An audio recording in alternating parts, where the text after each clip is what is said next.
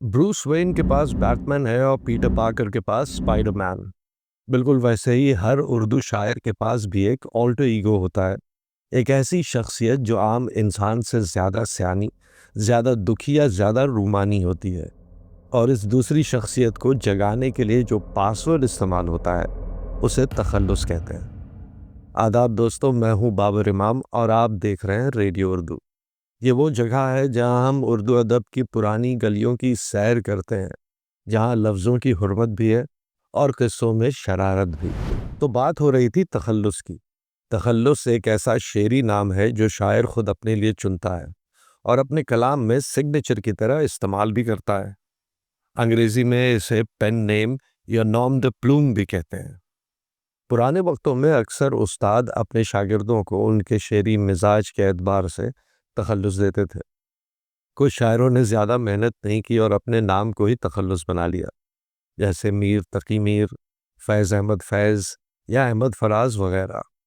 लेकिन कुछ शायरों ने अपने लिए बिल्कुल अलग और भारी भरकम नाम चुने, जैसे मोहम्मद इब्राहिम बन गए ज़ौक़, असदुल्ला खां बन गए गालिब और नवाब मिर्ज़ा खान ने चुना तखल्लुस दाग।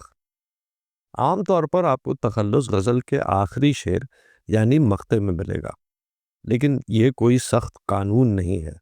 शायर की मर्जी, वो चाहे तो शुरू में ही इस्तेमाल कर रहे।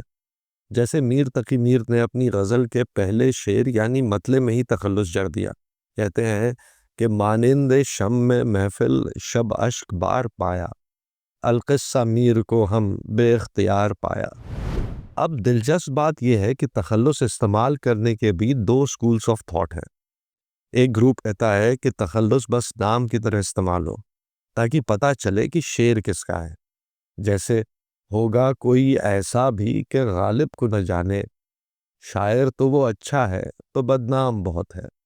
लेकिन दूसरा ग्रुप कहता है कि जनाब मज़ा तो तब है जब तखल्लुस ऐसे इस्तेमाल हो कि वो नाम भी हो और उसके मानी भी शेर पर फिट बैठते हों। जैसे ये शेर देखिए, पूछते हैं वो कि गालिब कौन है, कोई बतलाओ कि हम बतलाएं क्या। यहाँ गालिब का मतलब है छाया हुआ, तो शेर में नाम भी है और सिफत भी। अब इसी बात पर एक बहुत मज़ेदार किस्सा सुनिए। एक महफिल में कुछ लोग बेखुद दहलवी और साहिल दहलवी पर बात कर रहे थे।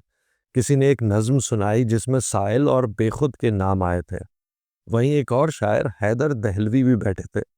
बोले, भाई कमाल तो तब है जब शेर में तखल्लुस आए और पता ही न चले कि ये नाम है या आम लफ्ज़। लोगों ने कहा कि भला ये कैसे मुमकिन है। तो हैदर दहलवी ने वहीं बैठे बैठे एक शेर जड़ दिया। लेकिन शेर सुनने से पहले आप दोनों लफ्ज़ों के मानी समझ लीजिए। उर्दू में बेखुद का मतलब होता है वो शख्स जो होश में ना हो, मदहोश।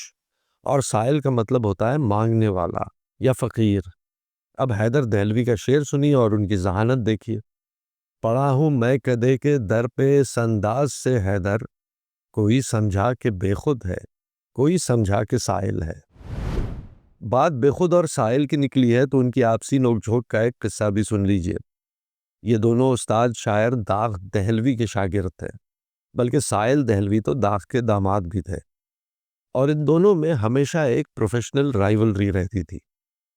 मुशायरों का एक आम दस्तूर है कि सबसे आखिर में वो शायर पढ़ता है जो सबसे सीनियर हो।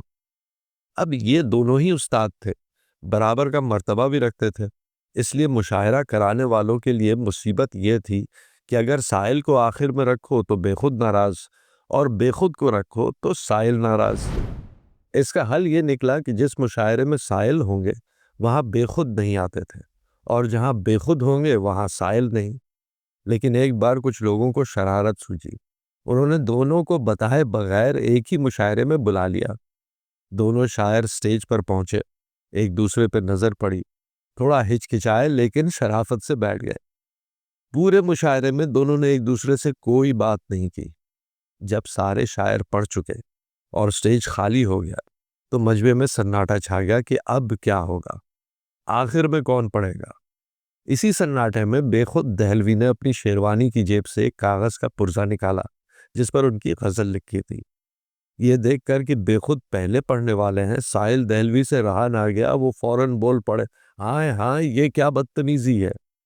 बेखुद रुके, بڑے اطمینان سے وہ کاغذ کا پرزہ واپس جیب میں رکھا، ساحل کی طرف مڑے اور مسکرا کر بولے، تو یہ بدتمیزی تم کر لو۔ اور جناب اس طرح وہ مشاعرہ بے خود کی ذہانت اور ساحل کی بدتمیزی پر ختم ہوا۔ اردو ادب ایسے ہی دلچسپ قصوں سے بھرا پڑا ہے۔ اگر آپ کو یہ قصہ پسند آیا ہو تو لائک ضرور کیجیے اور کمنٹس میں بتائیے کہ آپ کا پسندیدہ تخلص کون سا ہے۔